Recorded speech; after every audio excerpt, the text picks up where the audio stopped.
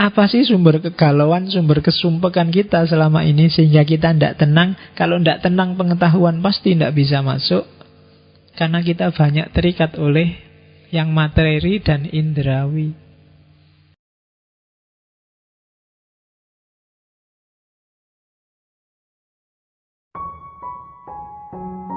Di Suhrawardi yang pertama kalau kita dapat pengetahuan, sakinah. Pikiran kita akan jadi tenang. Kalau kamu masih suka keburu-buru, suka galau, suka bete, sakitnya ada di sini dan di mana-mana, nggak tenang kan itu berarti kita sedang kekurangan cahaya.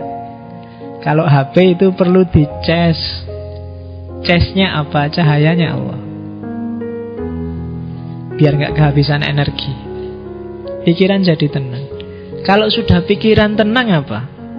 Pikiran tenang, terbuka segala pengetahuan, maka spiritualitas meningkat. Daya-daya rohaniah terbuka. Kita bisa melihat, mendengar, merasakan, mencium. Maksudnya apa? Memahami segala sesuatu tanpa dunia, tanpa bantuan panca indera. Tidak cuma dunia yang kelihatan, juga dunia yang tidak kelihatan. Jadi melampaui materi, melampaui panca indera. Nah, itu kalau dapat cahayanya Allah. Akalnya sudah nggak terbatas pada yang kelihatan lagi, tapi sudah bisa menjangkau yang tidak kelihatan. Oh, banyak yang tidak kelihatan itu. Nggak cuma jin, setan, dan lain-lain. Masa depan juga tidak kelihatan. Yang disembunyikan orang juga tidak kelihatan. Teori yang tidak kamu pahami juga tidak kelihatan. Jadi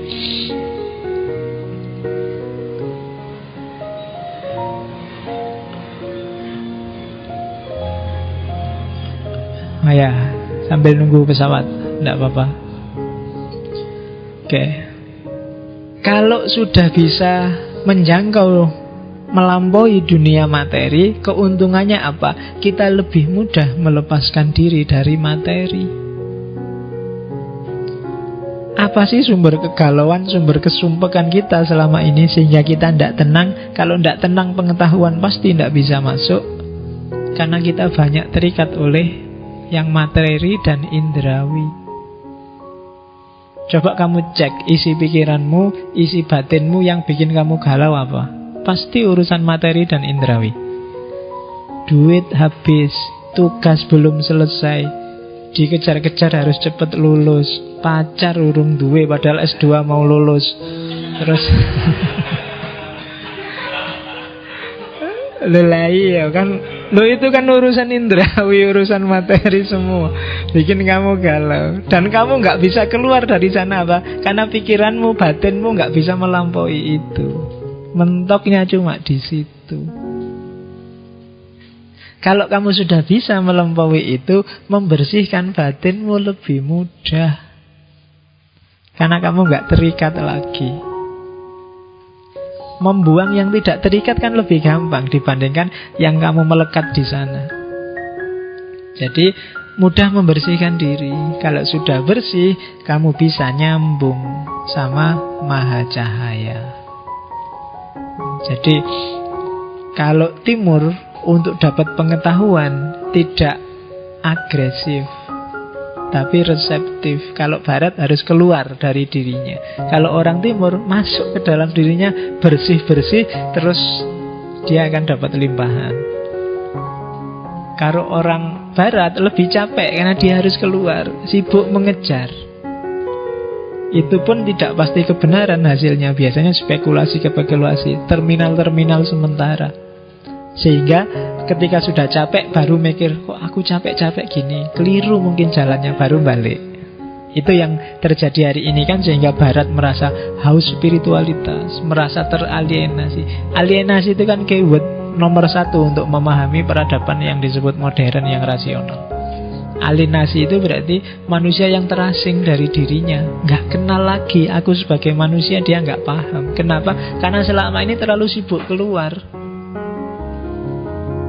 sehingga lepas, tidak bisa ngopeni memahami dirinya sendiri.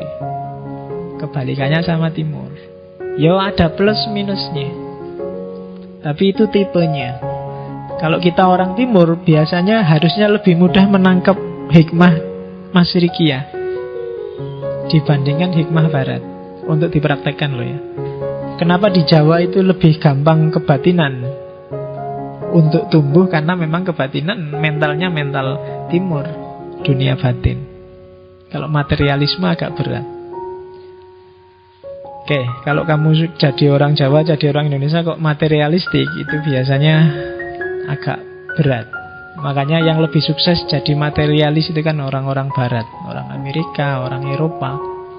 Karena memang tipikalnya mereka di sana. Cuma gaya kita bukan gaya itu. Kita bisa jaya, dulu itu timur itu kan jaya, peradaban Mesir, peradaban India, peradaban Cina kuno. Tapi dahsyatnya di dunia kebatinan ketimuran. Silahkan kamu baca seperti apa memanfaatkan dunia batin untuk memajukan peradaban. Khas Cina, khas Mesir, khas Persia. Oke, jadi kalau sudah dapat pengetahuan pikiran tenang, kalau pikiran tenang bisa mencapai spiritualitas, melampaui dunia materi. Kalau sudah bisa melampaui dunia materi, bisa lebih cepat membersihkan diri. Kalau bisa cepat membersihkan diri, kita bisa wusul, kita bisa ittisol, bisa lebih nyambung lagi sama Allah, bisa lebih mesra lagi sama Allah. Selama ini kita masih formalitas ketemu Allah, masih kayak mahasiswa masuk kelas hanya karena absen. Ya kan, yang penting absen wis beres, yang penting tanda tangan. Jadi sembayang itu kan kayak kamu absen gitu aja kan. Pokoknya isya, subuh, zuhur, asar, maghrib selesai. Tugasnya kan itu. Jadi standar. Mungkin kalau aku yang jadi Allah wis bosen nonton awakmu wis ngono terus. Ndak berkembang-berkembang.